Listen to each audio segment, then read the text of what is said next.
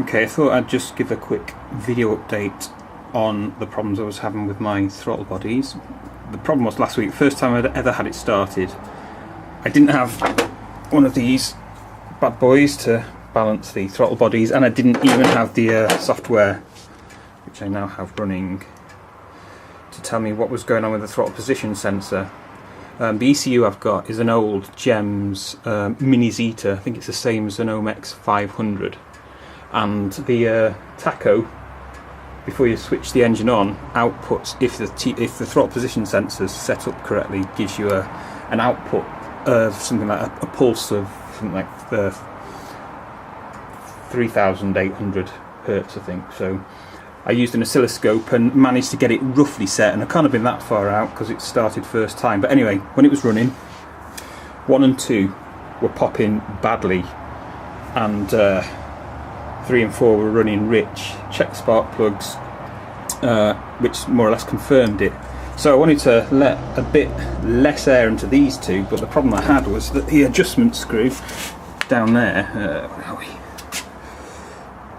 I had no adjustment left in it, and as you can see there, it is one tab directly against the other. So I couldn't move that in the direction I wanted, so I was left with the only option of using the bypass screws, or potentially bending these tabs to give me a bit more adjustment. Rather than do something as destructive as that, I thought I'd just see what I could do with the idle bypass screws. So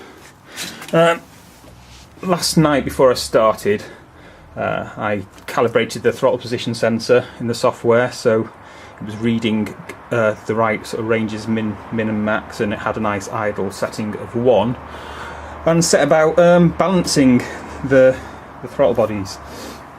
It's actually pretty simple when you've got the right tools. I just set it at a fast idle, found out that number 2 was by far the this was my reference basically, and started adjusting accordingly. And you can probably see from the bypass screws now how 3 and 4 are wound out quite a bit. 2 is pretty much all the way in, and 1 is a little bit out. But the thing is running a whole lot better now, so yeah, I'll just get it started up and show you how it's idling.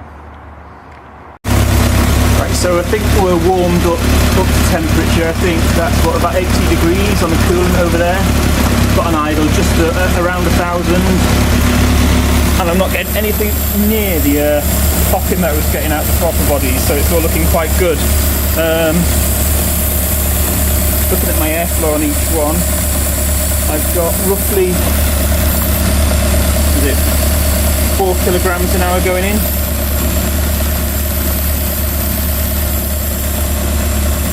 Nicely balanced, and a nice sort of steady idle, nothing like as lumpy and rough as it was. So on the whole, pretty happy. Makes a big difference if you've got the right equipment. So yeah, still quite a bit to do, but one less worry. So probably more videos later.